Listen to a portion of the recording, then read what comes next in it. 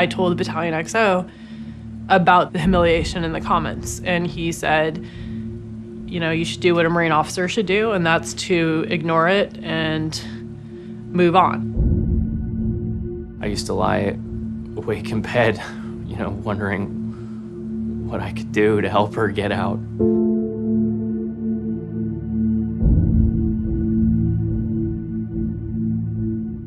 He said that if I told anybody that he was gonna have his friend Marv from Indiana kill me and throw me in a ditch, because that's how they took care of things in Indiana.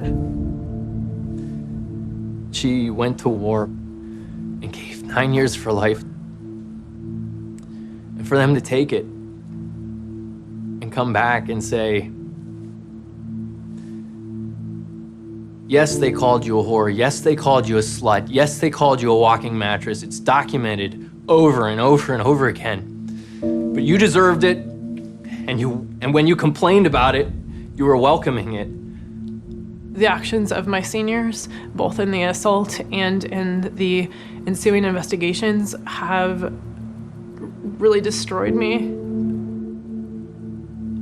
When your wife doesn't come home to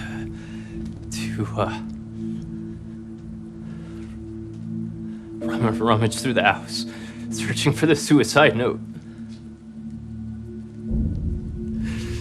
To call the police with one hand while you're restraining her from killing herself with the other.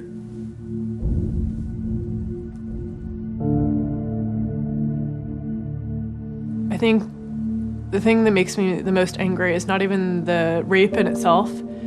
It's the commanders that were complicit in covering up everything that happened.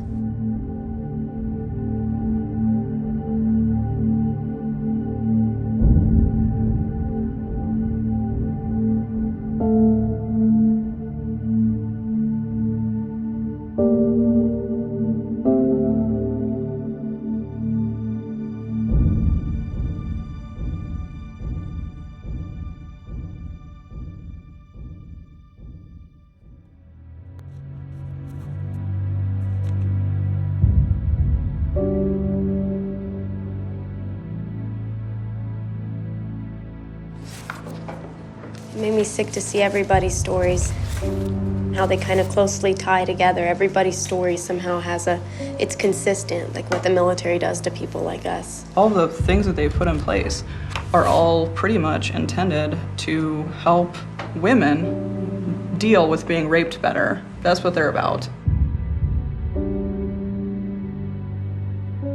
I joined the military halfway through my senior year of high school, wanting to serve my country and do new things and challenge myself in a different way.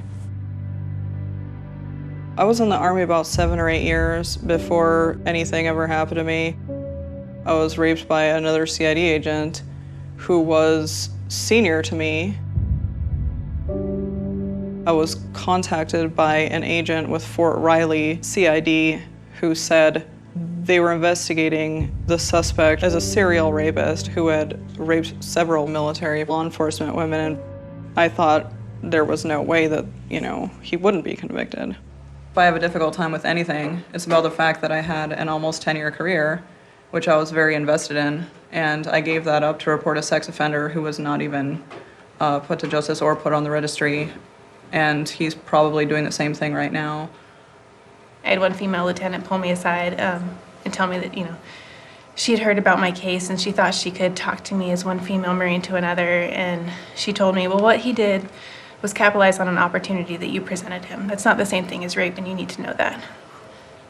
Like a month after it happened, they made me go on a hike with him, and I tried having everybody advocate for me to not make me go because I just couldn't deal with seeing him. So their solution to that was just to put him right in front of me so I could see him the whole time. So that way I could know where he was and know that he wasn't able to do anything because he was right in front of me. And I remember thinking the entire time we were up on the hills up in Camp Pendleton, like if only it was steeper, I would have jumped. There's no way out of it. I mean, if you think about it, the only way out of it is like suicide or AWOL. It's true. So those are your only two options, suicide, AWOL, or deal with it. Right now, I'm just barely learning how to appreciate being a woman again. That's 11 years, you know, and watching you girls having to go through what it makes me want to explode. Being here and like knowing that me wanting to commit suicide, I'm not alone. Me being hit and raped, I'm not alone. Everything. The way that they treated me, the way that they made me feel, I'm not alone. And we have all you guys with all your knowledge and everything. You guys are gonna stand right up, you know? It's awesome. It's awesome. That's what I'm saying. We can view this as a shared challenge. It's not just a woman's issue. It's not just something that the military has to deal with, but as a society, we're all in this together.